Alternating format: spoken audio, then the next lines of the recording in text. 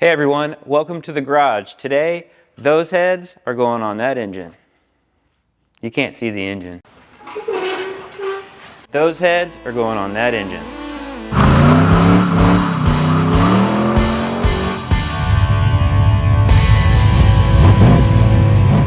In the last episode, we got the engine all buttoned up and painted Chevy orange, which looks awesome.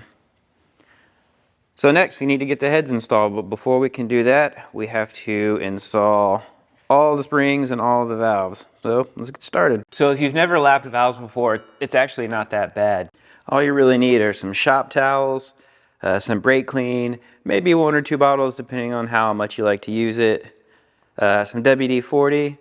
I super recommend this Easy Reach bottle. It has like this little bendy tube on it where you can get to all those hard to reach spots. Some rags, I already said shop towels. I really like using this nylon brush here in order to get down into all the little valve guides to get that cleaned up before we start putting valves in there. You'll need a lapping tool, has suction cups on both ends. And I'm also using this valve grinding compound from Permatex. All right, so the first thing that I like to do is to clean out all of the valve guides just with some WD-40 and the nylon brush.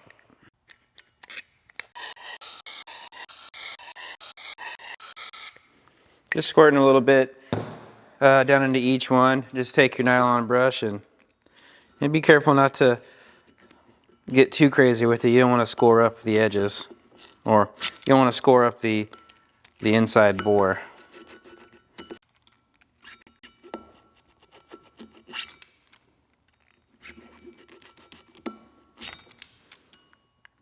Just a couple of passes on each one should be good enough.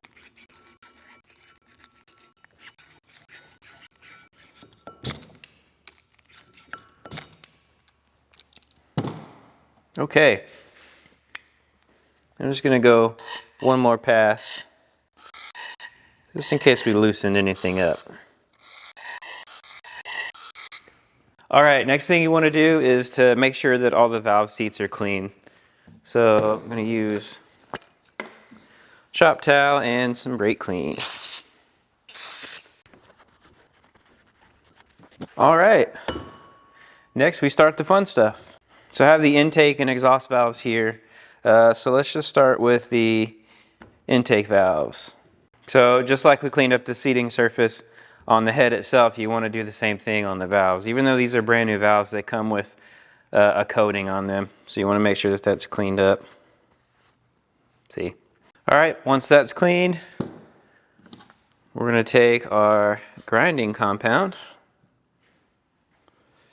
and you just want to apply some on the seating surface of the valve in a few spots. All right, it's very important that intake valve goes into intake port. These Duramax heads, the intake valves are a little bit larger than the exhaust valve, so it's easy to see, but maybe on whatever you're working on, maybe the valves are the same size. I don't know. Just make sure that you're putting it in the right spot.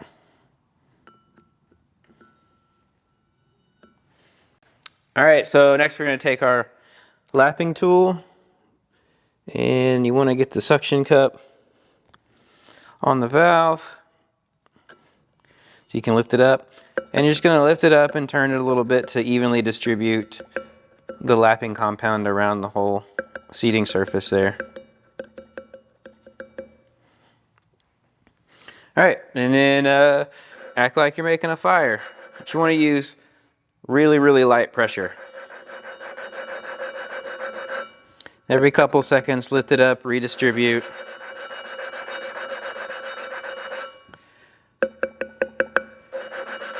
It's really hard to describe, but this is done through feel and through sound. You can feel the grit. When you first start out, it's pretty aggressive, but then it kind of smooths out as the grit breaks down. And when you feel that, you lift it up, you redistribute, and go for a few more seconds. You can hear that sound change a little bit. Redistribute. Go for a few more seconds. And after like 6 or 7 times or so, the grid will be pretty broken down and it'll feel pretty smooth. All right, let's see what that looks like. So I'm gonna carefully lift the valve out. We'll clean the compound off of the sealing surface here and get a look at it.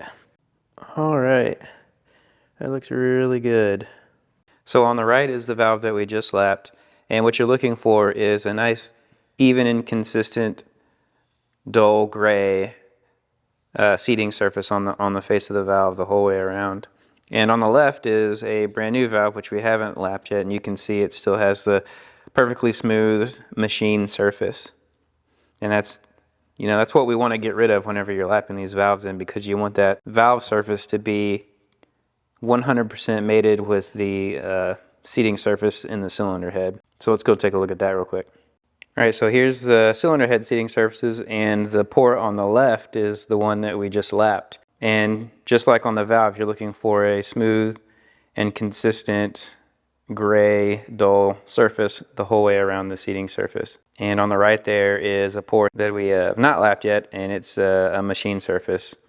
And you actually can see some little defects around the perimeter of that seating surface, which is exactly what we're correcting whenever using that valve compound. And you may have noticed even on the port that we just lapped, we have a couple of spots. There's a little defect right there, and there was another one, yeah, right there. So we actually have to do this one again to make sure that we get rid of those little defects. Another super important thing to remember is whenever you lap a valve to a seat, you want to make sure that that exact valve is going to get installed in that exact same location when you reassemble the head. So definitely come up with a way to keep track of which valves go in which port. So what I do is I just use pieces of cardboard and I write which cylinder head I'm working on. I write intake valve, exhaust valves. All my intake valves are odd numbers. Exhaust valves are even numbers. And then on the head, I just make sure that I label each port. So maybe it's kind of hard to see on camera, but this is 1, 3, 2, 4. So intake ports are on the right, exhaust ports are on the left. 5, 7, 6, 8, so on and so forth. So that's how I make sure that after I lap a valve, it goes in the exact same port that it was lapped in. All right, so let's get all the rest of these done. Cue time lapse.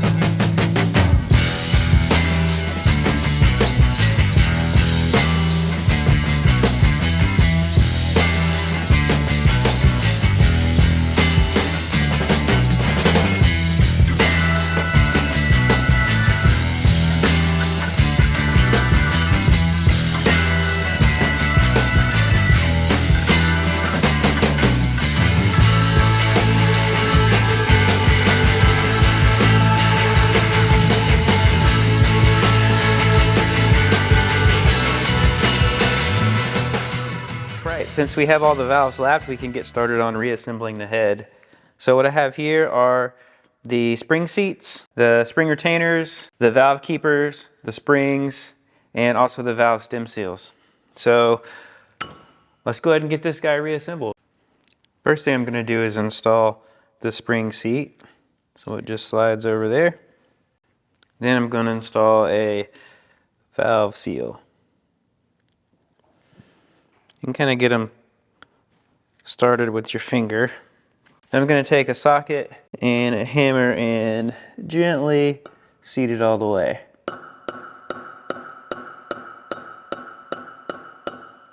It's kind of hard to tell on camera, but there's a little ridge inside of here that will bottom out on the top of this valve guide. You can kind of see it if you look in from the side to make sure that you have it all the way on. All right, and get all the rest of them on there.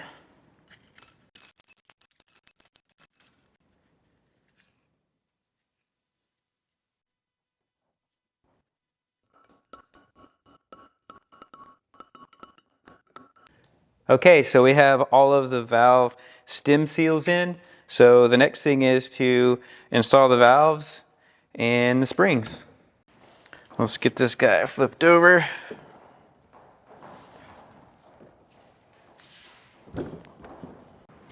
It's gotten considerably warmer over the last few hours, so I had to switch over to my summer gear.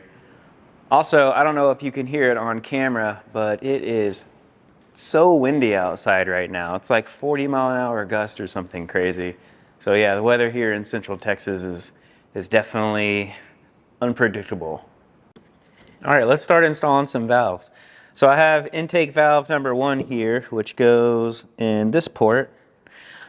And before we actually put anything in, we're gonna make sure we're lubing the stuff up. So I'm gonna put a little bit of assembly lube on the valve stem here, and I'm just using Royal Purple Max Tough assembly lube. It's good stuff. It's really, really thick. Stays on. And make sure that's all lubed up. All right, now you just want to install it into the valve guide and just gently push it through the stem seal on the other side. There you go. All right, now I'm gonna grab a spring and a spring retainer, take those and install it on the valve. Right, next you grab your spring compressor tool, align one side up on the valve face, the other side up on the retainer. So you're nice and flush. Get it compressed. Now I actually got to compress it a lot more than that so we can fit the keepers in there, so I'm gonna tighten up on this guy. I think they make a little tool to make this a little easier, but I do not have that tool. Maybe putting a little assembly lube on there will make it easier.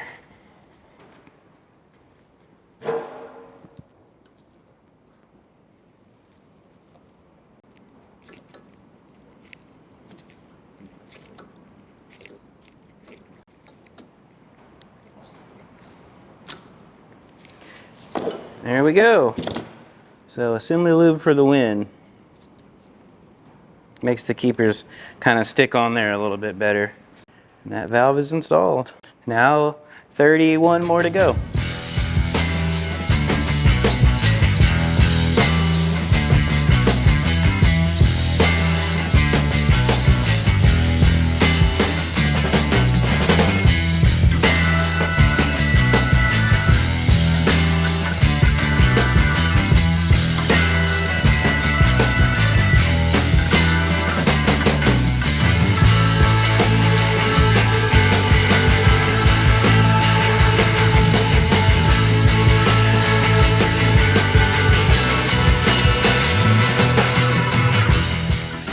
Alright guys, all of the springs and all of the valves have been installed in both heads, so now it's time to install those guys onto the engine. So I already have the head gasket sitting on the engine right now, and important to note that these head gaskets are not interchangeable left to right, so you have to pay attention to where you see the L for left, and it will also say, if you can see it in there, this side up. So there's the left side, and then on the right side, there's an R. Same thing this side up. So what side is left, what side is right? So if you're sitting in the driver's seat, this is the left side, this is the right side. It's not the other way as if you were looking at the engine, which can be pretty confusing. All right, so let's get these heads on. All right, if you get confused about which head goes on which side, remember intake is at the top, exhaust is at the bottom, and your water inlet is at the front. So this head will be the passenger side head, so the right side.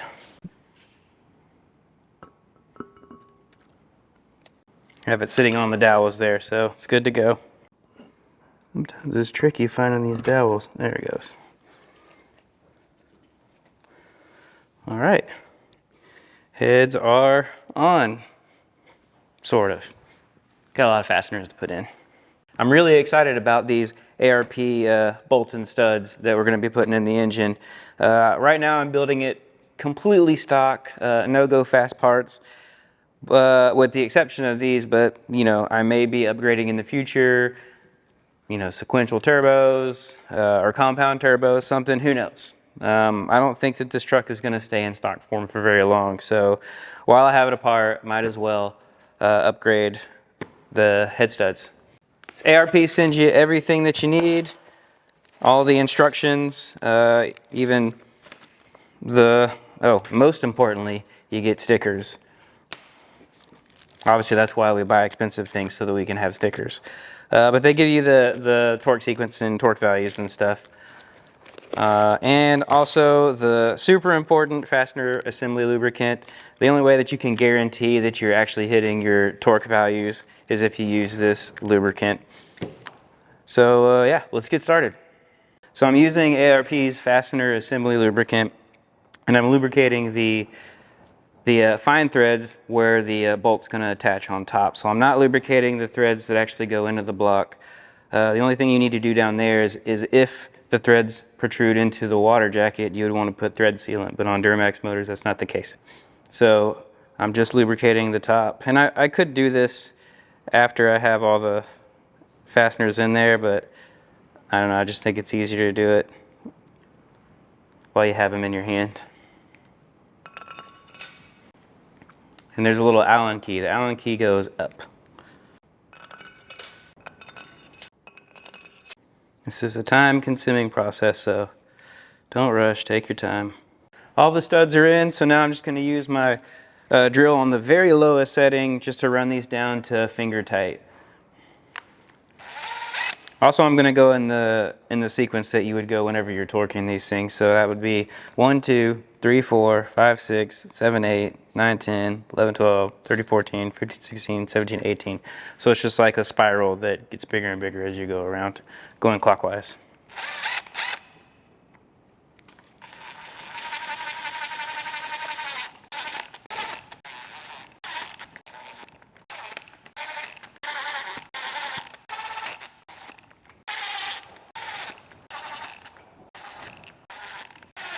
All right, grab the other side. Now we got to lubricate all of the washers and all of the nuts. Now we're going to install the washers with the lubricated side facing up.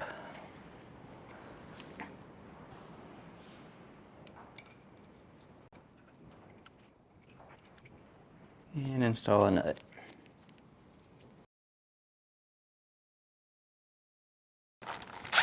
Just like with the studs, I'm going to run these down to finger tight.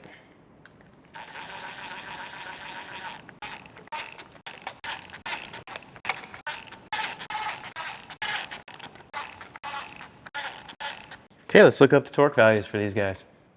All right, so the final torque for these guys is 125 foot-pounds, but it says to go up in 3 equal steps. So we're going to go to 42, 84, and then 125. All right, now up to 84. Hard to get leverage when this whole thing's spinning.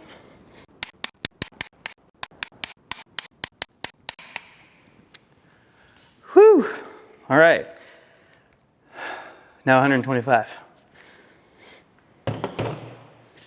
Gonna switch torque wrenches for this one. You know, this probably would have been easier if I would have done one head at a time. That way I could have flipped the engine up where I was horizontal. Oh well, maybe next time.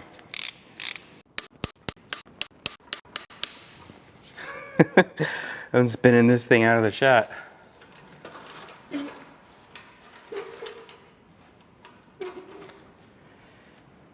Whew.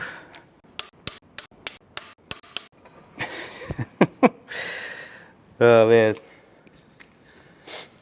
working up a sweat.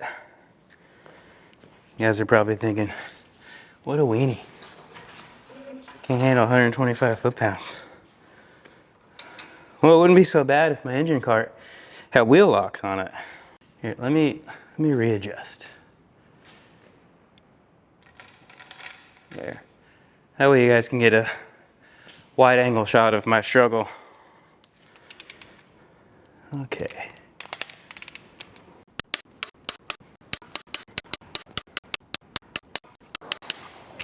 All right. Torqued. Crazy windy outside right now. All right, I'm gonna do the other side. All right, all the M12 studs are torqued, so the last thing I need to do is install these M8s. They just go around at the top. Make sure you spread some of that ARP Ultra Torque underneath the flange of these bolts.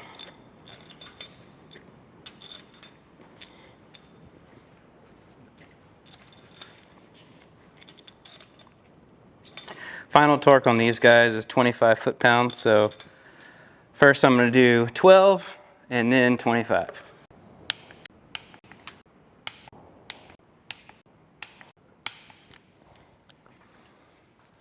Torqued. All right, guys, well, that's going to do it for today's episode. We got so much done today, and obviously there's so much more to do.